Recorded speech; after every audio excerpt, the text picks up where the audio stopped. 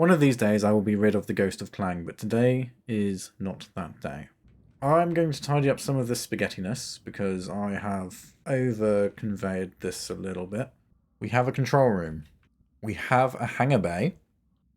And we have our airlock. I'm very happy with how this has turned out. Less happy with how long it took, but I'm easily distracted. Officer's log 11. Stardate 24-02-2081. We have our new rapid response vehicle to help us investigate these mysterious signals that have started cropping up. And we also have our airtight space for designing ships. However, this building is but a shell, and so today we need to flesh it out with the internal modules and amenities we need to build bigger and more capable craft.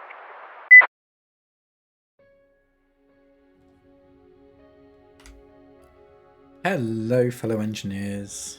Today we've got some finishing off to do. Now, I'm going to address the elephant in the room before we start. There has been some progress. Thank you, Suit Lady. There has been some progress. I committed the cardinal sin of starting recording before checking to make sure the microphone was not muted. The microphone was in fact muted. So one of the first things we did was we removed this window here, or these two windows up here, because they looked too much like a face. I wasn't happy with that. The other thing I have done is I've cut out a area in the fab to put some extra rooms. So I want to add in cargo access, control room, a storage room, and some tug hangars. So this is going to be the basis for that. I've designated the area where the airlock's going to come in, which is great because I can bring the pipework down from up here straight down into this refill station here, and that will be the basis for our cargo access. I'm going to do my airlock corridor up to this one up here, maybe not this specific airlock, but definitely I might change this junction. So have this to be external access and then this one can be internal. So this is where we're trying to get to. I think that's every... Oh, yes, no. So last episode I asked for a name for this magnificent rescue ship, to which you guys have come up with names such as Dragonfly, Mayfly, and along those lines. And I'm quite liking Dragonfly. I'm going to hold off and see what other suggestions come in, but Dragonfly's definitely up there. Now, I'm going to crack on and continue working on this section of the vehicle assembly building. So I've started laying out some internals. We have the main airlock, which will join onto the rest of the base. We have a little airlocked section which will be an interior walkway, an interior stairwell. We will have some catwalks walking on the outside as well, which will also do a similar job. I think in this section below the airlock, I might put the storage room, or I might put it underneath what will be the hangar bay for the tugboat. Now this tugboat, which will live here, will have one job, and that job is to be able to push any components out of the main doors. That is its sole purpose, and that is why it shall live in here. The caveat is it's going to have to fit within this quite small footprint. I might extend this out a little bit, but I can't go too far back. So that will be a nice future challenge. And then this section here will be the control room, where we will control the welder arms and just overall have a good overview of what's going on in here. So progress is being made. I've managed to do the initial airlock room, so that when you come in from the main base, there is just a nice little room. Not much to see in here. We have the staircase, which is going to get a bit more work done to it, but this allows us to get up and down. There is the hangar bay for the tugboat, and it's slowly getting work. The control room, I've kind of got an idea for, just so we've got a corridor to get into it. But this is... I'm going to finish off the hangar, and then I'll move on to the control room. But we have had an unknown signal appear, so we're going to go check that out, make sure there aren't any survivors waiting to be rescued. We do have 9 minutes, but that's fine. Let's go grab the RRV, and hopefully we'll pick up something nice.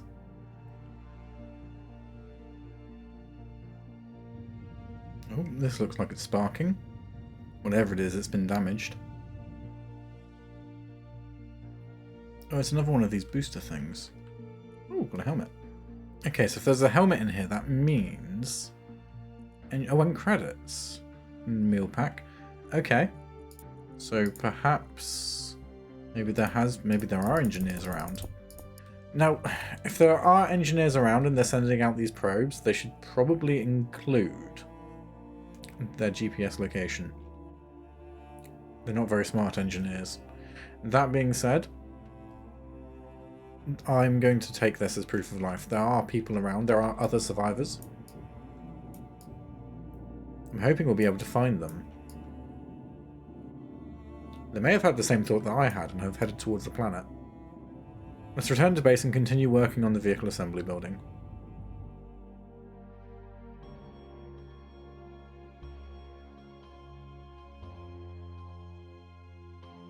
So the hangar's basically done.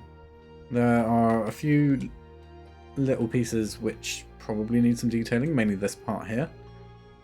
But I'm not sure what I'm going to do yet, so I'm going to leave it for now. The thing I'm going to do is I just need to quickly pressure test this. Make sure that we can actually get a seal. I should probably also rotate that gate so both control panels are within reach. And that door is shut. That door is shut.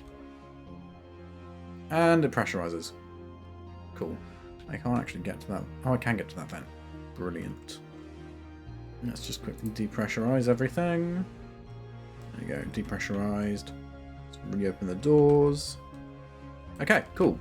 So the hangar is complete, mostly. It pressurizes, which is the important thing. So we've got 2 of the rooms done. I think we can now move on to the control room, which is going to be a challenge, I think. I have an idea, but I don't know whether the idea is enough. Chat, it appears we are out of small steel tubes, and I'm not sure why. The assemblers are not assembling. Why are the assemblers not assembling? Okay, something weird's going on. I think my script may have broken. One moment. It appears the ingots container is full. The ingots container is full. Very almost. How are we going to... Why has that stopped the script doing its thing, though? Why? How does that being full mean I can't assemble... it's pumped iron everywhere it can. All my cargo... No, not all my cargo. Because they can't... No, you can't... No, you can reach that. Okay, so why...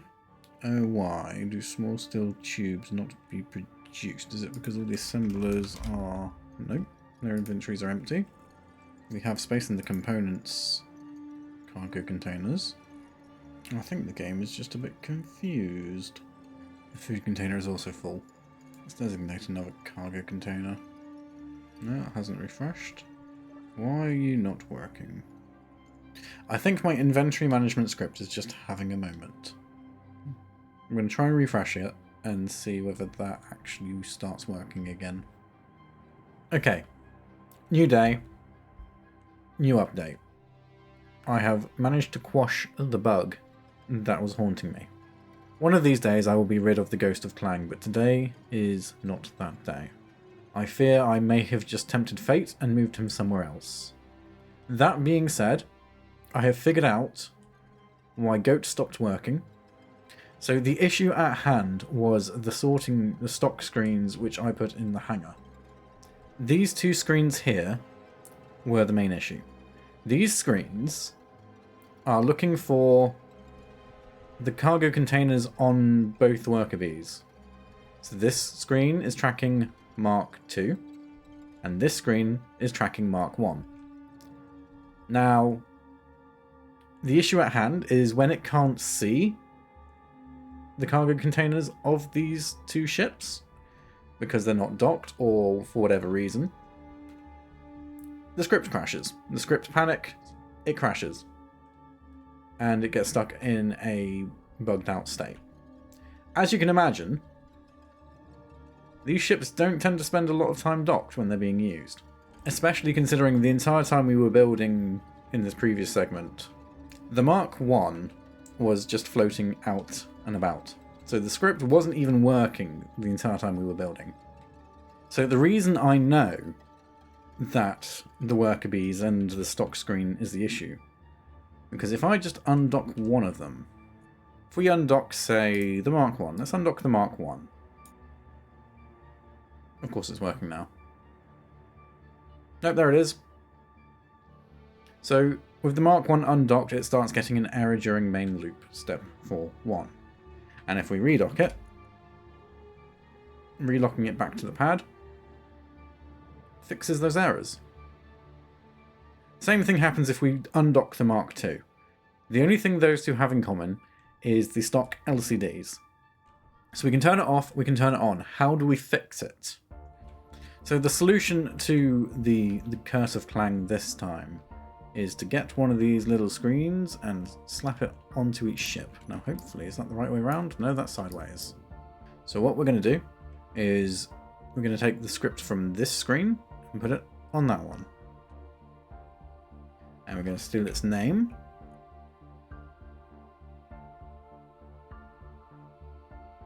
And we're just going to quickly modify the color. And the script is now on this ship, which means when this undocks, Goat doesn't panic. Goat doesn't panic because it no longer sees the screen that's supposed to be stocking the ship, because the screen is on the ship. And we're going to repeat the same thing for this other script with the Worker Bee Mark I. So same principle over here, we're just going to slap a display on this. We're going to paste back its custom data. We're going to give it the stock name. I'm going to give it its prefix, WRKB, and we're just going to change the colors. And there we go. So the same thing applies. The script won't panic anymore, because the moment this undocks, it can no longer see the screen, which was causing it to panic. So it's a nice, simple solution. Thankfully, it didn't take long to come up with. That means we can, well, we just need to give it a little bit of time to catch up with all the stuff we pulled out of storage, because we used a lot of materials to make all these rooms. But once it's caught up, we can get back to building. So I'm just inspecting the conveyor network to make sure I've got enough connection points and redundancies and all that fun stuff. And I've noticed there's a bit which isn't connected yet. What's going on? Oh, yeah, no, I was going to connect this through to that one there. So that is planned, and that is fine. I'm going to tidy up some of this spaghettiness, because I have, quite frankly, over-conveyed this a little bit. But I'm not sure what I'm going to keep and what I'm going to lose. Currently we've got 3 main connection points, if you can call it that. We've got this line coming along here and feeding into this corner here. We have the one which is feeding into this corner here, following that line there. We have we've got a 4th one. We've got another line coming down from this point here. In and down. They not connected? No, they don't connect up. They don't connect up. That is only connected via that one there, and the conveyor's coming down there. Okay. So we do have this other redundant line coming in through here. I think I'll keep this one for sure. I may lose this one coming along here, or replumb it. And I'm thinking the same for this one here. I'll probably lose this one at the top and replumb this one down at the bottom, because I don't need all of this gubbins going on anymore.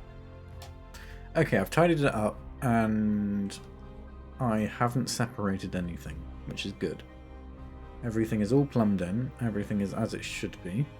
There is a distinct lack of redundancy for this little network here on the airlock, but that will likely get plumbed into this network here.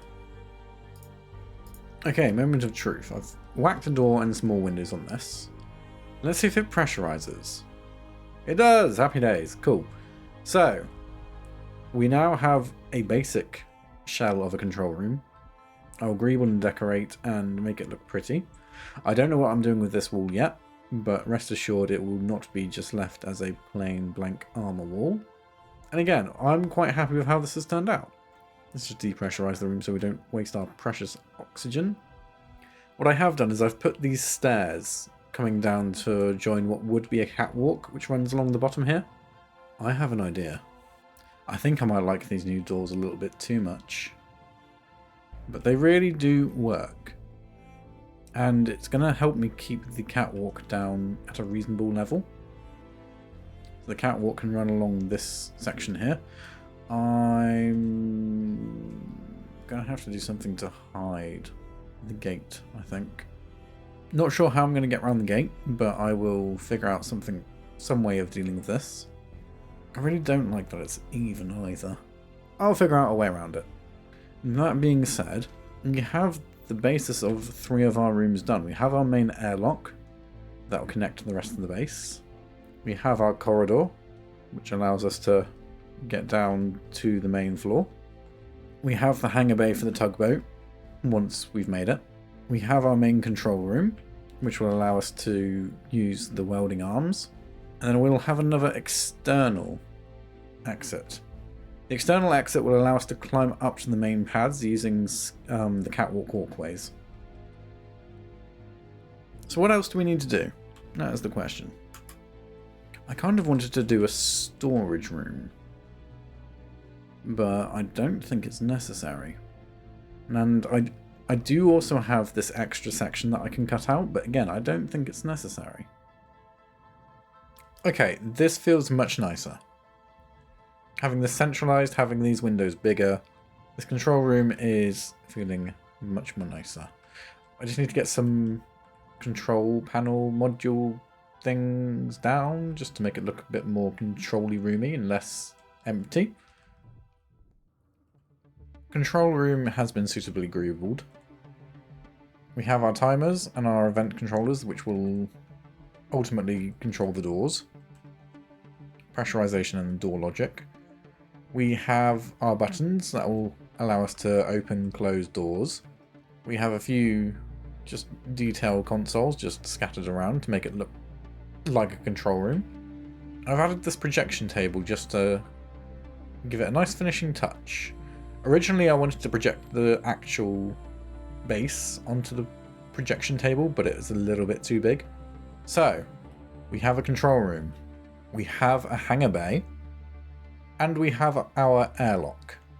I guess I'm going to have to do the thing that I've been ignoring for a while and hoping I could get away with. The rest of the damn internals.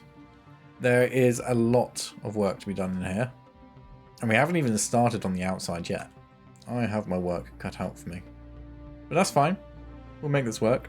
To be fair, we've already made some very good progress, and just doing a bit of extra detailing isn't going to hurt too much. Or do I want to do the welding arms first, or do I want to do the greebles? Ooh, signal. Hang on. Okay. Welcome distraction. Let's go investigate the signal, and then we can come back and just decide how we're going to decorate the inside of this. Preparing for launch. Connectors unlocked. Antenna is on. We are away.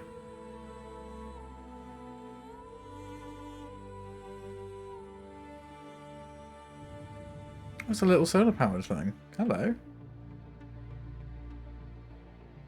Interesting. Oh, it's got a thruster, so it came here. Maybe there are other engineers sending out probes.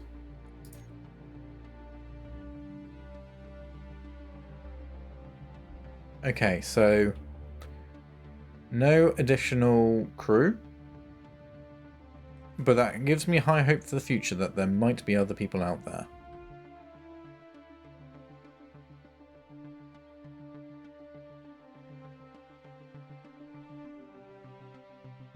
That was a welcome distraction. What was I saying before? Oh yeah, I might move this door down here. Because we have the space, we can move the door and offset it slightly. Maybe bring it out just underneath this one. Just so we can continue this pillar down and have it line up nicely with the others. So I've added some vents along the bottom door just to match the top door. This will also help quickly pressurizing and depressurizing this room. Now part of me kind of wants to do another row on top, but another part of me really doesn't. And another part of me wants to remove this top set of troffer lights from that. Just to make it all match up a bit more better. Bit more better? Bit nicer. But I'm undecided. Yeah, I think that looks miles better. We'll keep with that design for the doors. I don't really need to do anything else to them. So what we've done here is we've converted all of the hinge heads from large grid to small grid, which will allow us to make slightly more compact and flexible welding arms. The idea being that these arms should be able to stretch at least along this side, and if I need to weld up more than just one side, I could probably put a rotor here and make it as a rotisserie, or I can use the tugboat to rotate the part that I'm working on. Mainly these welding arms will be used to get to hard to reach areas, or used to weld up parts which are a bit more of a pain to get to, or to weld up parts that require a bit more effort to weld. I've started the main interior work for the main hangar of the VAB, starting with one of the nice big bulk cargo containers, which I'm going to make visible from the outside. This is largely to make up for the fact that we are running low on component storage, or ore storage, or I think it was ingots, wasn't it? Was it ingots? Shut up, suit lady. Ingots. Yeah, we got a lot of ingots. So this is mainly to give us even more cargo capacity.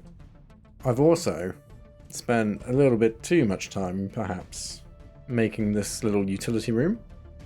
So given how large and voluminous this space is, if this ever gets depressurized, that would be a big chunk of our oxygen. So to counteract that, I have put in 3 reserve oxygen tanks, and I'm hoping this will be enough to fully recharge the room. We also have some hydrogen tanks on reserve, and some OT generators, as well as a few backup engines. So this is like a little backup mechanical room, just in the event of catastrophic failure in the main base, we can still rebuild. And that's literally it. That's all I've spent doing. I've been at it for a couple of hours, getting very distracted. I have replumbed some of the bottom stuff, just because it was a requirement. But other than that, just a small update. Okay, off the back of that small update, I've just had the thought, how much oxygen does it actually take to fill this room up? So what I'm going to do is I'm going to quickly... These tanks are full. These tanks are very much full. So what I'm going to do is I'm going to quickly isolate the network, and we can find out. So in order to check how much of those tanks fully pressurizing this room takes, what we can do is we can open the hangar door, we can go out to where these pipes join the main grid, and we can just do a cheeky snip and a cheeky snip, and that should isolate this grid network, I think. I mean, that's an easy way to find out. Yep, there we go. So it's its own little grid network. Oh no, it's just showing that that cargo container isn't actually connected to anything at the moment. That's fine. So we've isolated the network in the VAB. Let's just see how much pressurizing this room takes. Okay, fully pressurized. What are we looking at? Oh, my readout was wrong. I was looking at the... I was checking to see whether they were full. I was only looking at the component readout. I wasn't actually looking at the... how full they were. That's okay, so 81.4%. So we use about 20% of our available oxygen. If we just switch that to depressurize. And that fills it mostly all the way back up to the top, 99.97. So with that in mind, 60%, 20% across 3 tanks is 60% of 1 tank, which would be about 60,000 litres. I don't think we have many oxygen tanks on the grid, do we? No, we do not. We have 5 in total. So had we not done this, we would have lost about half of our available... We would have lost about a third of our available capacity across the entire grid had we accidentally depressurized the main hangar, which we've done a couple of times. We have done that on occasion. So having these backup ones, definitely the smart call. Definitely the right choice. Right, let's go restore the connection to the main grid, and then we can start shaping up the internals here a bit more. In all fairness, I don't think I need to do a whole lot to this. I think keeping it relatively bland and flat is the right call. I think I just need to do a few catwalks along the front here and do something about the interface with this gate, just to smooth it off a little bit more. But other than that, I think most of this is fine. This, however, is not. I don't know what I'm going to do with this wall, but something needs to be done, because that is a monstrosity, and I will not stand to look at this for much longer. Just quickly weld those back up. Double check to make sure the network is fine. It's all one network. Beautiful. So, I'm just doing basic shaping up just to get a feel for how I want to lay some of this extra stuff out. I've shaped up around the cargo container. I'm happy with that. That looks cool. It feels right. This border that I've put around the end piece here also feels right. And I think as long as I just adjust the window and maybe put a supporting column down the middle here, or a couple of supporting columns either side, I won't need to do much to that wall. We can leave it relatively plain. Same thing for the roof here. We don't need to do a lot. We just need to add a bit more shape, and that will probably do itself. These sections here may just be a couple of half blocks, a couple of half slopes, and some extra plate. Again, I don't think it will take much to pull this together. You know, it's crazy how just a simple bit of shaping can drastically change how a build feels. And I think this is one of those times. So I've essentially just given it an outside border, given it a few support pillars, I'll weld up these extra internal sections, and that's this done.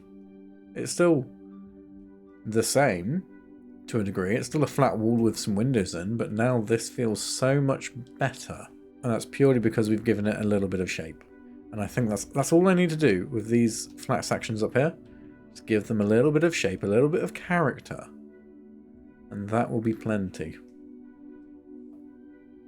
I'm going for a bit of a roof redesign at the moment. So we're sticking with the glass being on the top, but in this block space. So I can't put anything in this space because of the glass.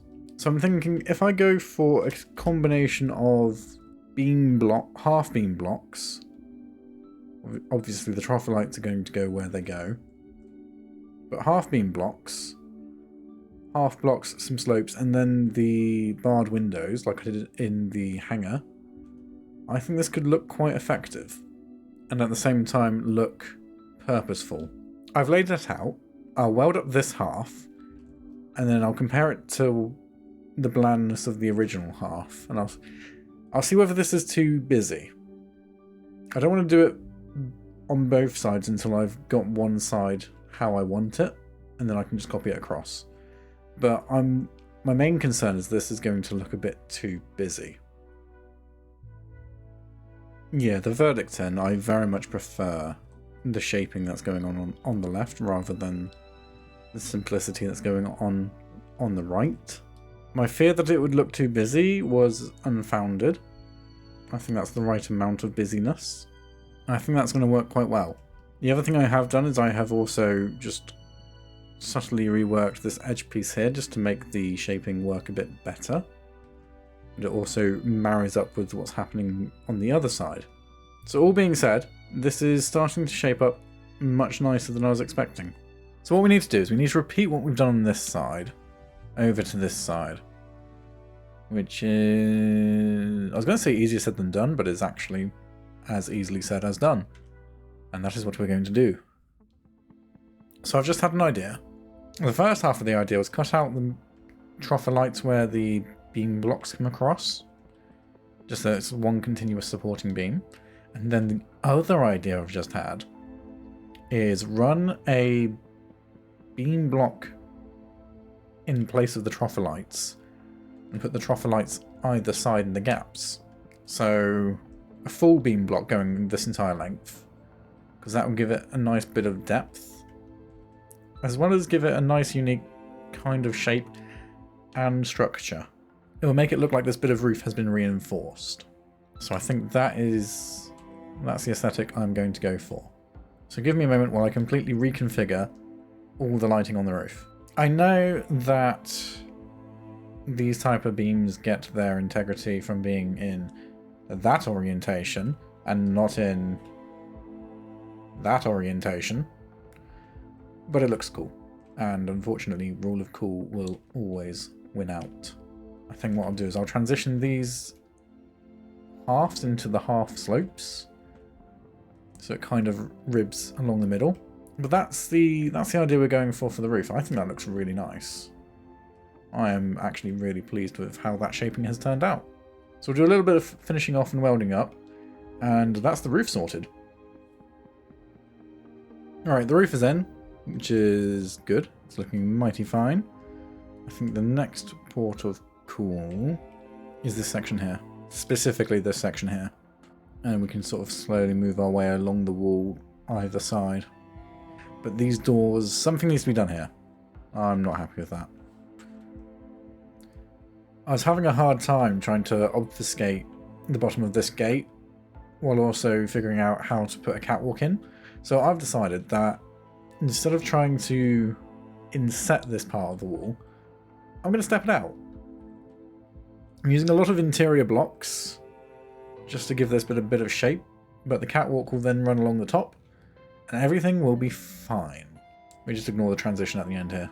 I'm not super sure about this, but we'll try it. We'll see. Hopefully once this is all welded up, it starts to take a bit of shape and things feel better. I'm not sure how I feel about these reinforcing columns at the top. They do the job at breaking up the shape and also hiding the off-centerness of the door somewhat, but I don't know if I like them. I'm very conflicted.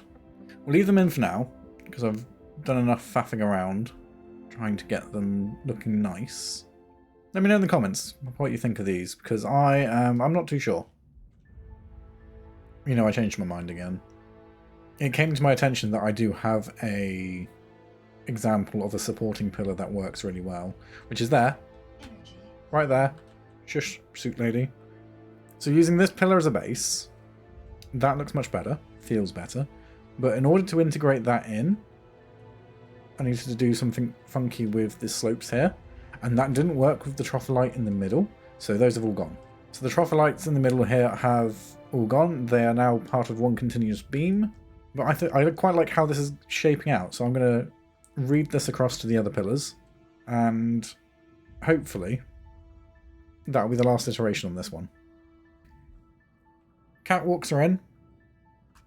The redesigned pillars are in. I've put some extra hazard stripes by the doors.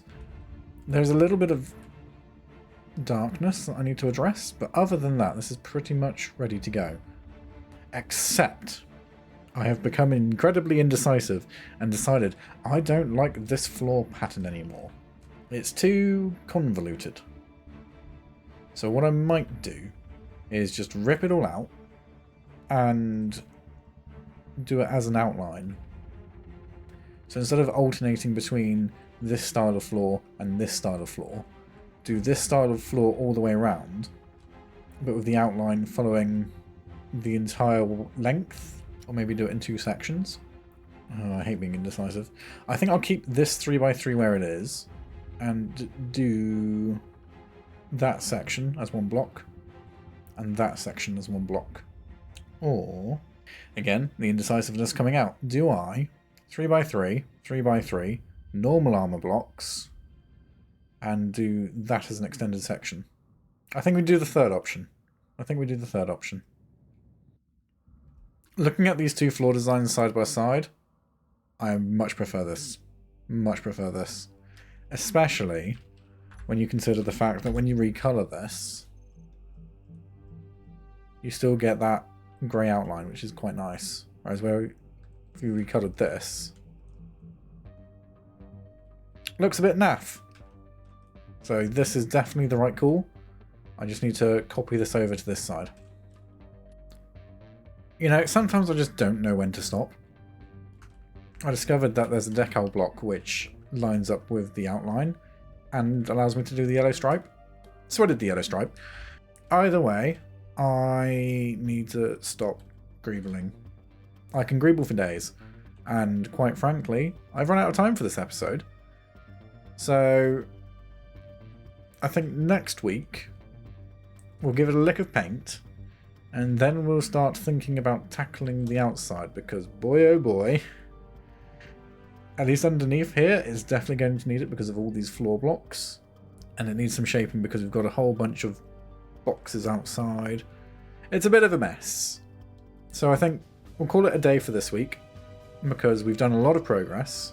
We've completely redecorated the inside here, given it some shape, some structure. We made an airlock.